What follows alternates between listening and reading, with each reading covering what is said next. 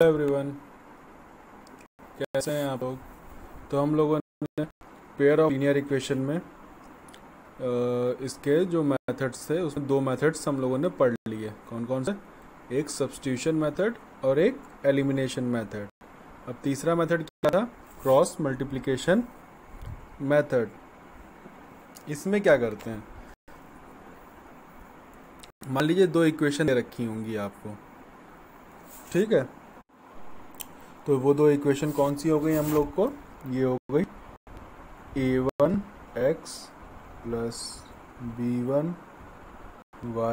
Plus c1 equal to 0, और दूसरी कौन सी हो गई? a2x plus b2y plus c2 equal to 0। ये दो इक्वेशन हो गई हम लोग की। अब क्या करते हैं, देखिए ए, बी और सी, ठीक है। ये क्या है हमारा? a1 क्या है हमारा, बताइए? x का कोफिशिएंट, b और b1 क्या है? y का। इसी तरह a2 और b2 भी कोफिशिएंट है। c1 और c2 कांस्टेंट हो गया हमारा, ठीक। तो हमें किसकी वैल्यू निकालनी है? मान लीजिए x की वैल्यू निकालनी है, y की वैल्यू निकालनी है, और कांस्टेंट को हम लोग 1 ले लेते हैं, ठीक है। अब देखिए ये जो है, इसमें हम लोग सॉल्व करने के लिए इसको माइनस का लेते हैं टर्म, और इन सब को बराबर रख देते हैं, ठीक। अगर हम लोग को x का निकालना है तो हम लोग ये वाला कवर कर लेते हैं पार्ट। कौन सा पार्ट? ये पार्ट कवर कर लेंगे, ठीक। ढक लीजिए अपनी उंगली से। तो क्या बचा हमारे पास? इतना बचेगा, इतना बचा। तो अब इसका देखिए, इसका b1 और इसका ये क्रॉस मल्टीप्लाई करना है ना। क्रॉस मतलब क्या होता है? ये होता है ना क्रॉस मतलब। तो इसको इससे मल्टीप्लाई करना है और इसको इससे मल्टीप्लाई। तो क्या हुआ हमारा? b1 c2, और ये क्या हुआ? b2 c1, और बीच में साइन हमारा माइनस का रहेगा, ये याद रखिएगा।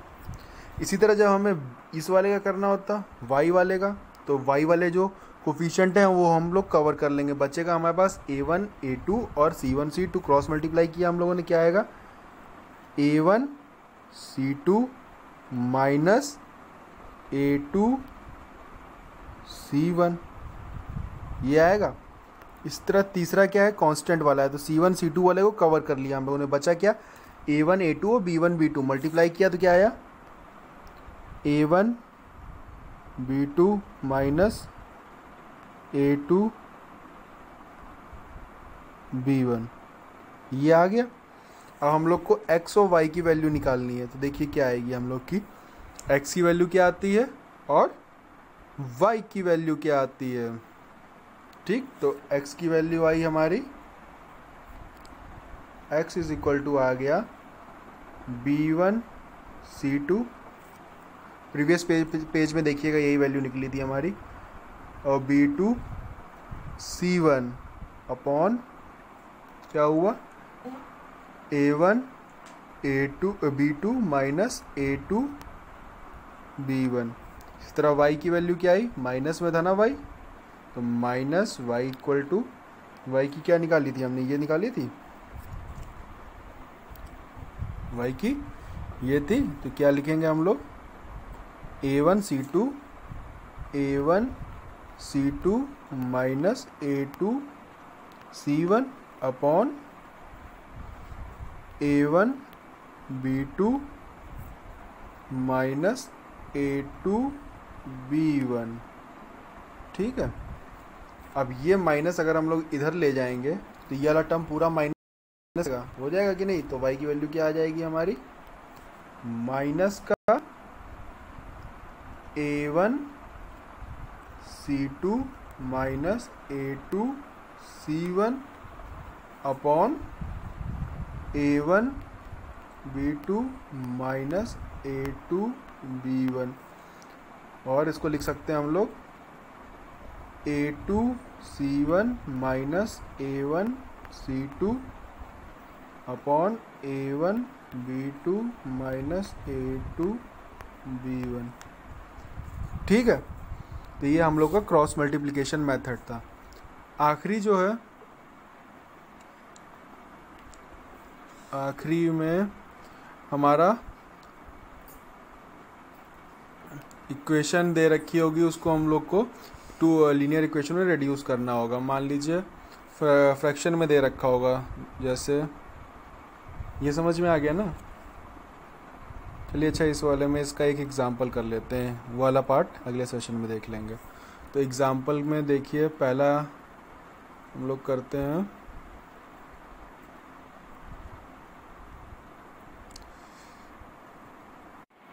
ये एक्सरसाइज का पहला क्वेश्चन है हमारा।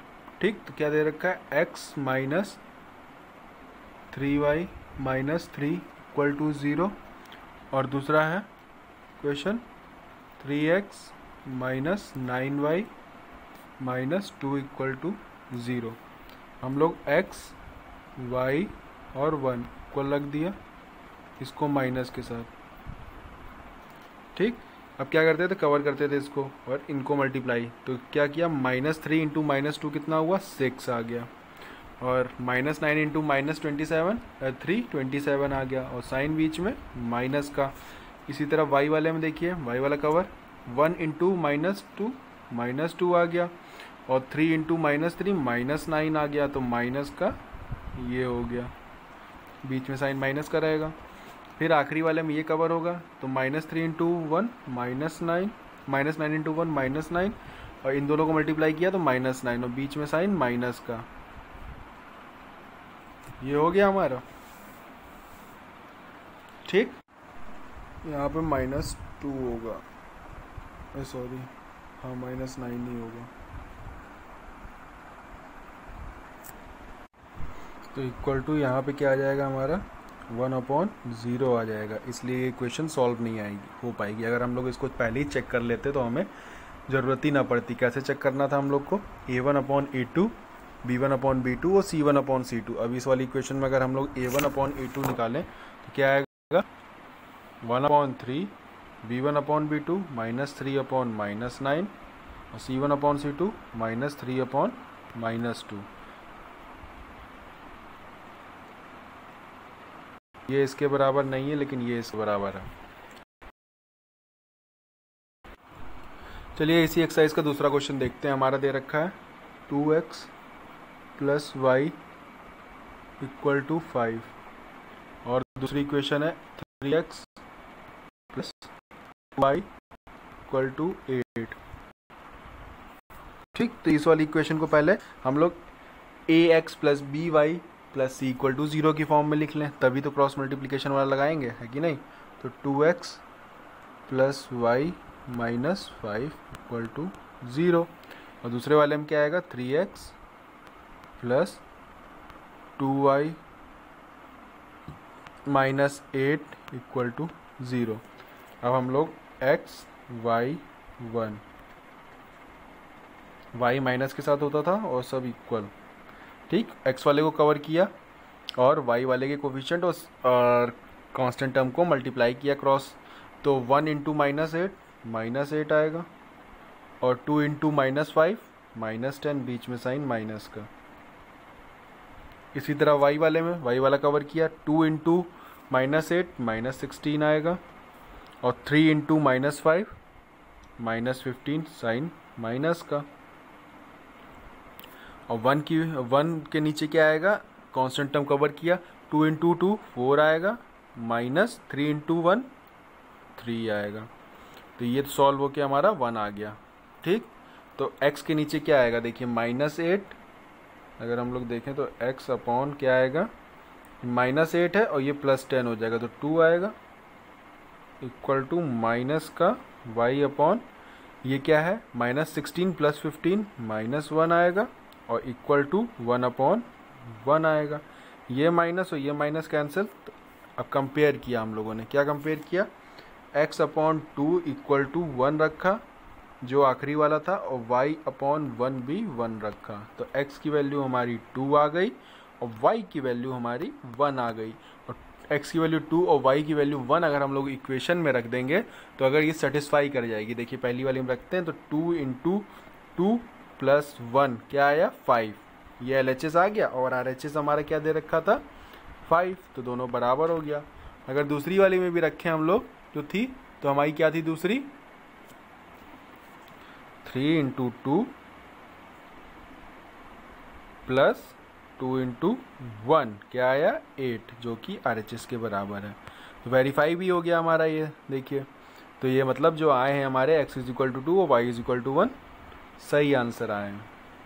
ठीक है, चलिए अब अगले सेशन में हम लोग आखिरी जो बचा है रिड्यूसिबल मेथड वो देख लेंगे और ये हमारा ख़त्म हो जाएगा चैप्टर।